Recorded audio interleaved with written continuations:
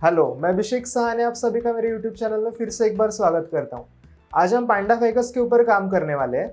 Ficus variety के plant काफ़ी fast grow होते हैं, इसीलिए इन्हें एज ए बोनसाई ग्रो करना लोगों को पसंद है या फिर पसंद किया जाता है। तो आज के वीडियो में हम देखेंगे कि इस प्लांट की फर्स्ट स्टाइलिंग कैसे करनी है और इसे वायरिंग करके इसे शेप कैसे दिया जाए। स्टाइलिंग में सबसे पहले आपको ट्री का फ्रंट सिलेक्ट करना होता है। फ्रंट ऐसा हो कि वहाँ पे कोई ब्रांचेस नहीं हो, एक ट्रंक लाइन जो है वो पूरी क्लियर दिखे। हमने ट्री की इस साइड को एज ए फ्रंट सिलेक्ट किया हुआ है। यहाँ से ट्रंक लाइन काफ़ी अच्छी दिखाई दे रही है। हालांकि हमें एक ब्रांच काट कर हटानी होगी। उसके बाद हम इस ब्रांचेस को as a side branches grow करेंगे और इसे वायर करेंगे। ये जो एक्स्ट्रा ब्रांच है यहाँ पे, ये जो ट्रंक लाइन को हाइड कर रही है, इसे हम काट देंगे।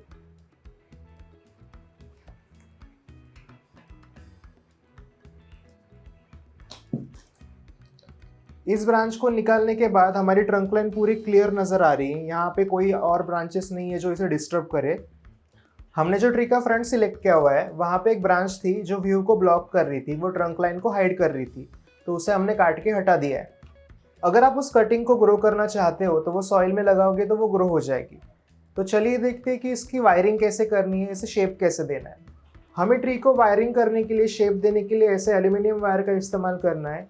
ये उड़ने में काफ़ी सॉफ्ट होती है, काफ़ी फ्लेक्सिबल होती है। हर एक ब्रांच के थिकनेस के हिसाब से अलग अलग थिकनेस की वायर हमें इस्तेमाल करनी होगी। जो पुराने पेड़ होते हैं उनकी मोस्टली ब्रांचेस नीचे झुकी हुई होती है, उनका वेट ज़्यादा होता है इसकी वजह से। तो हम ये जो दो साइड ब्रांचेस है, इसे नीचे ऐसे वायर करने वाले, ये हमारी प्राइमरी ब्रांचेस होंगी। ये जो पीछे वाली ब्रांच है वो बैक ब्रांच बनेगी, तो उसे हम वायर करके यहाँ पे पीछे मोड़ लेंगे। ये जो दो हमारी प्राइमरी ब्रांचेस हमने सिलेक्ट की हुई है, इसे हम सबसे पहले वायर करेंगे। तो वायर करते समय एक ध्यान रखिएगा कि दोनों ब्रांचेस को हम एक ही वायर के पीस से वायर करने वाले हैं। तो इन दोनों ब्रांचेस की लेंथ मिला के आपको एक वायर का पीस काटना होगा। तो मैं अंदाजे से इसके लेंथ के हिसाब से वायर का पीस काट लूंगा। इसे काटने के लिए आप सीजर या वायर कटर का इस्तेमाल कर सकते हो। ये हमारे ट्री का फ्रंट है, सो इसके पीछे हमें वायर रखनी है, दो ब्रांचेस के पीछे यहाँ पे, और इस तरह से इसे वायर करना शुरू करना है। वायर करते समय इसका जो पहला बेंड है वो ऊपर की तरफ से होना चाहिए। 45 डिग्री के एंगल पे आपको यहाँ पे टर्न लगाना है वायर करते समय, और इसी तरह से पूरी ब्रांच को वायर कर लेना है।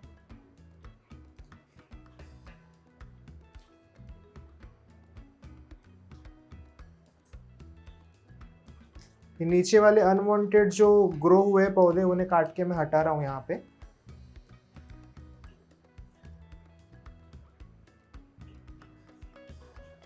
वायर करते समय आपको 45 डिग्री मेंटेन करते हुए इसे वायरिंग करनी है।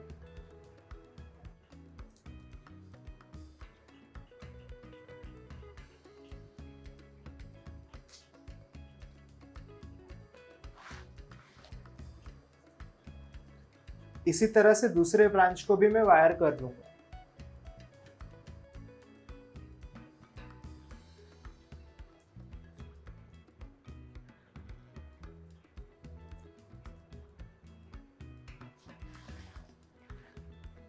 इन दोनों ब्रांचेस को वायर हमने कर लिया है। उसके बाद ये जो बैक ब्रांच है, इसे हम वायर करके नीचे मोड़ लेंगे। तो उसके लिए उसके लेंथ के हिसाब से हमें पीस लेना है, एक वो काट लेना है। वायर करते समय इस वायर को थोड़ा सा मिट्टी में डालना है। उसके बाद जो ट्रंक है, मेन ट्रंक, उसके सपोर्ट से हमें वायर करते हुए आगे बढ़ना है। हम ऐसे यहाँ पे इसे वायर करेंगे। ब्रांचेस के ऊपर वायरिंग ज़्यादा टाइट मत करिए, उसकी वजह से ब्रांचेस डैमेज हो जाती है। या फिर ज़्यादा लूज भी मत रखिए, उसकी वजह से आपको ब्रांचेस को मोड़ने में दिक्कत होगी। ये हो गई हमारी बैक ब्रांच, इसको भी हमने वायर कर लिया है। इस ट्री की 3 ब्रांचेस को हमने वायर कर लिया है। उनमें से एक बैक ब्रांच है और 2 प्राइमरी ब्रांचेस थी। उसके बाद ये दो जो ब्रांचेस है इसे हम as a secondary branches grow करेंगे और इसे भी वायर कर लेंगे। इसे वायर करने का तरीका भी सेम ही है, एक वायर का पीस यूज करके हम दोनों ब्रांचेस को शेप देंगे।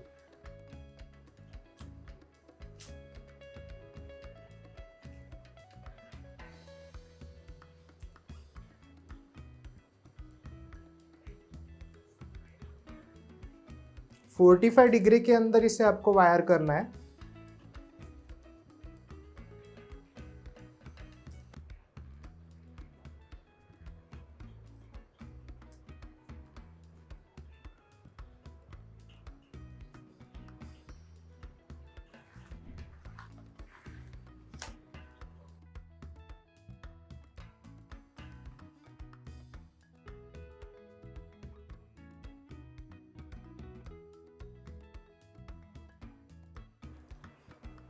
तो सबसे पहले ये दो ब्रांचेस को हम नीचे मोड़ लेंगे।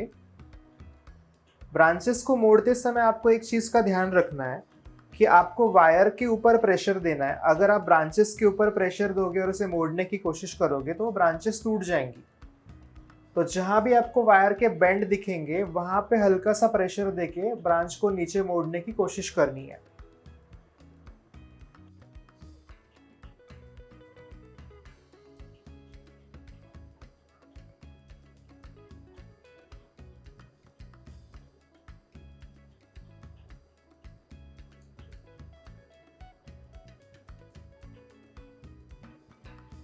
मैं यहाँ पे ब्रांचेस के अंदर थोड़ी सी मूवमेंट लाने की कोशिश कर रहा हूँ।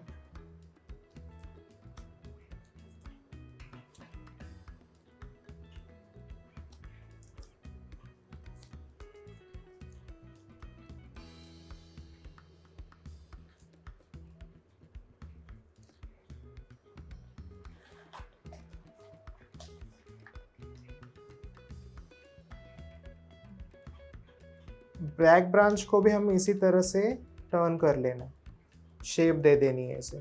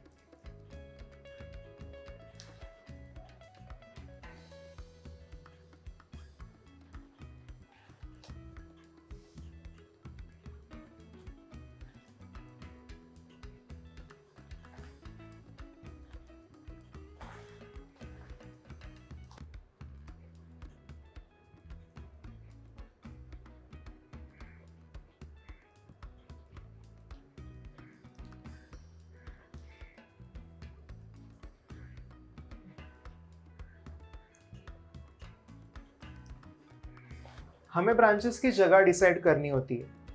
तो यहाँ पे मैं जो सेकेंडरी ब्रांचेस है उन्हें थोड़ा सा पीछे की तरफ मोड़ रहा हूँ, क्योंकि उसकी वजह से जो पीछे वाला एरिया है वो खाली ना लगे, वो पूरी तरह से भर जाए।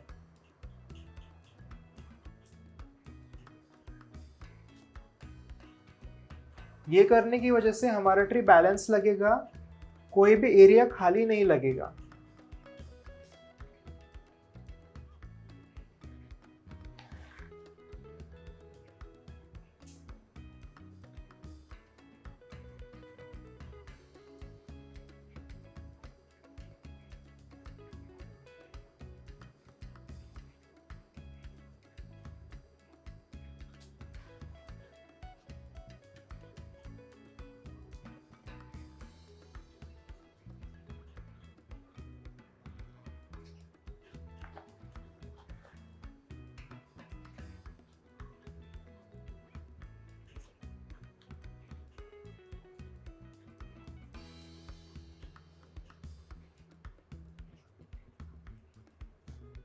इस प्लांट की वायरिंग पूरी हो चुकी है, उसके बाद हमने इसे शेप दे दिया है। इसके ब्रांचेस में हमने थोड़े से कर्व ऐड किए हैं।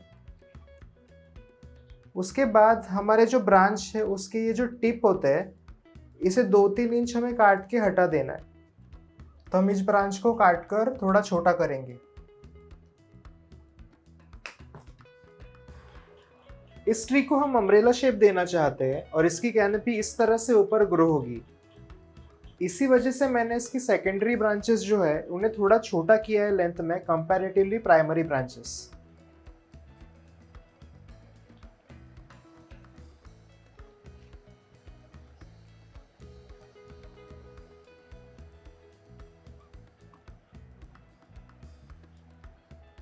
इस प्लांट को वायरिंग करके हमने शेप दे दिया है। आपका भी जो डिजायर शेप होगा वो देने के बाद आपको इसे डिफोलिएट करना है। डिफोलिएशन मतलब क्या? डिफोलिएशन मतलब जो प्लांट के ऊपर पत्ते होते हैं उन सारे पत्तों को आपको काट के हटा देना पड़ता है और काटने की वजह से वहाँ पे बहुत सारी नई ब्रांचेस ग्रो होती है। प्लांट को डिफोलिएट करते समय एक चीज़ का ध्यान ज़रूर रखें कि आपका जो प्लांट है वो काफ़ी हेल्दी हो। अगर आपका प्लांट हेल्दी नहीं है तो फिर उसे डिफोलिएट ना करें। डिफोलिएट करने के काफ़ी तरीके होते हैं। सबसे पहला ये है कि आप सारे पत्ते काट कर हटा दीजिए। दूसरा तरीका ये है कि आप पार्शियली डिफोलिएट कर सकते हो आपके प्लांट को। पार्शियली डिफोलिएशन मतलब क्या? जो आपके ब्रांच के ऊपर पत्ते होते हैं इसे एक छोड़ के आपको काट के हटाना होगा। या फिर तीसरा तरीका ये है कि प्लांट पे जो पत्ते हैं उन्हें आप आधा आधा काट दीजिए सारे पत्तों को। तो आज हम इसे पार्शियली डिफोलिएट करने वाले हैं। हमें इस ब्रांच को पार्शियली डिफोलिएट करना है, मतलब इसमें से जो आधे पत्ते हैं वो हमें काट के हटा देने हैं।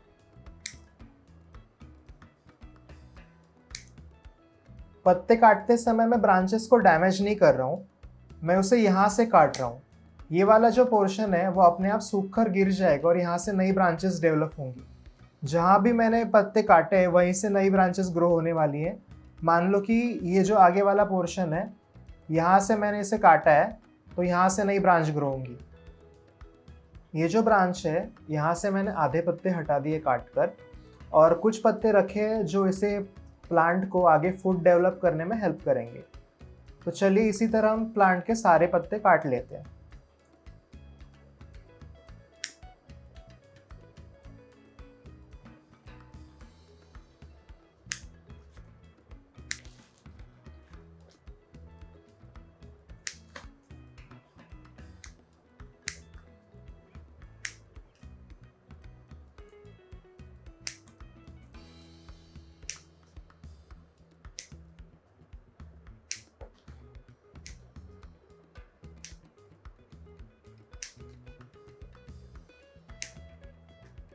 हमने इस प्लांट को डिफोलिएट कर लिया है और जहाँ से हमने पत्ते काटे हैं वहीं पे आगे नई ब्रांचेस ग्रो होंगी।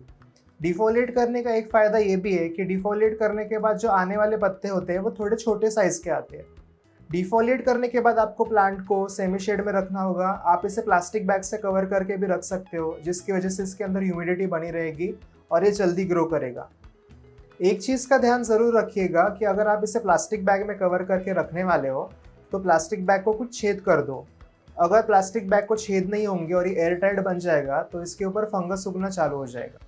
जो ऊपर वाली ब्रांच है इसे हमने कट नहीं किया है क्योंकि ये लीडर ब्रांच कही जाती है और लीडर ब्रांच जो होती है वो नीचे वाली ब्रांचेस और ट्रंक को थिक करने में हेल्प करती है। तो इसे कुछ दिनों के बाद ये ब्रांचेस थिक होने के बाद हम उसे काटेंगे। आई होप आपको ये वीडियो अच्छा लगा होगा और इस प्लांट के अपडेट मैं आपको आने वाले वीडियो में ज़रूर दूंगा। तब तक के लिए बाय, हैप्पी गार्डनिंग।